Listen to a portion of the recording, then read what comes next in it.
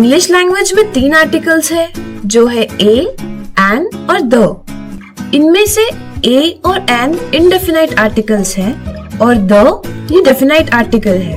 पहले समझते हैं इंडेफिनाइट और डेफिनाइट क्या है।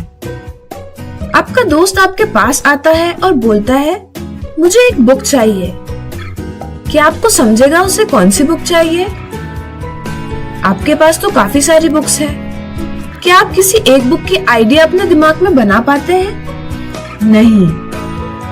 लेकिन आप सोच में पड़ जाते हो कि आपके दोस्त को कौन सी बुक चाहिए। यहाँ बुक ये नाउन इंडेफिनाइट है, अनिश्चित है।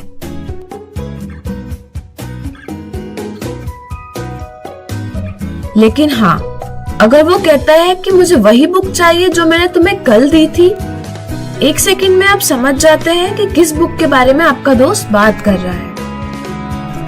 यहाँ पे बुक ये नाउन डेफिनाइट यानी कि निश्चित बन जाता है। अब इंग्लिश में जब हम सेंटेंस लिखते हैं तो नाउन के इंडेफिनाइट या डेफिनाइट होने का ज्ञान कराने के लिए आर्टिकल्स का यूज करते हैं। इंडेफिनाइट के लिए ए या एन और डेफिनाइट के लिए द। इसलिए पहले सेंटेंस को हम इंग्लिश में लिख सकते हैं आई वॉन्ट अ बुक,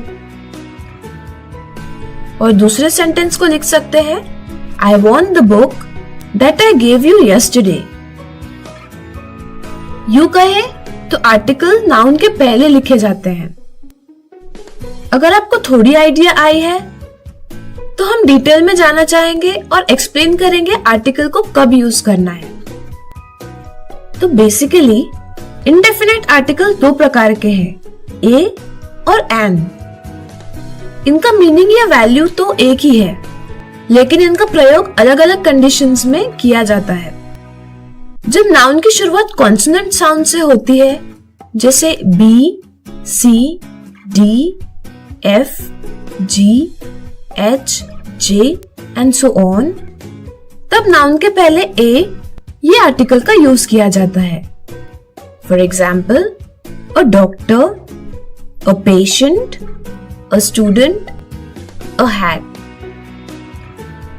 लेकिन जब नाउन की शुरुआत वोवेल साउंड से होती है, जैसे ए, ई, आई, ओ, यू, तब नाउन के पहले एन ये आर्टिकल का यूज किया जाता है।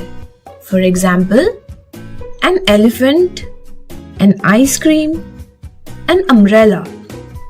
अगर आपको समझ आ गया है तो बताइए हॉर्स के पहले कौन सा आर्टिकल यूज करेंगे और आवर के पहले कौन सा?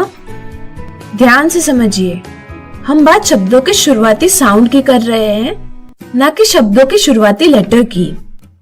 अगर लेटर भी और साउंड भी कॉन्सोनेंट का होगा तो जाहिर सी बात है ए आर्टिकल यूज करेंगे, इसलिए लिखेंगे अ हॉर्स।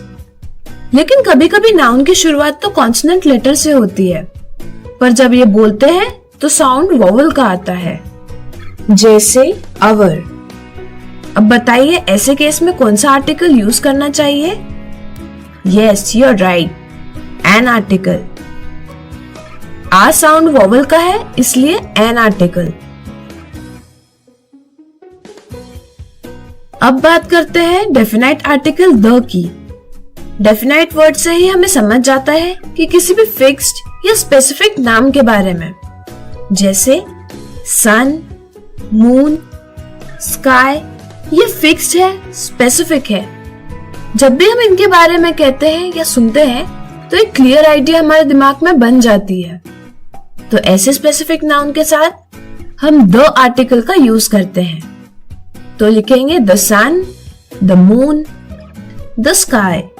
चलिए आगे बढ़ते हुए एक एक्सरसाइज सॉल्व करते हैं। हमें इन शब्दों के साथ सही आर्टिकल जोड़ना है। टीचर ये नाउन शुरू हो रहा है टी साउंड से, जो कि कॉन्सोनेंट साउंड है, इसलिए अ आर्टिकल यूज करेंगे। डॉक्टर भी ड से शुरू हो रहा है, यानी कॉन्सोनेंट साउंड है, तो यहाँ पे भी अ आर्टिकल यूज करेंगे। एप्पल ए साउंड से शुरू हो रहा है, जो कि वोवेल है, इसलिए एन आर्टिकल यूज करेंगे। इस सेंटेंस में ऑनेस्ट नाउन का साउंड ओ से शुरू हो रहा है, जो कि वोवेल है, इसलिए हम एन आर्टिकल जोड़ सकते हैं। अब इस एग्जाम्पल को देखिए।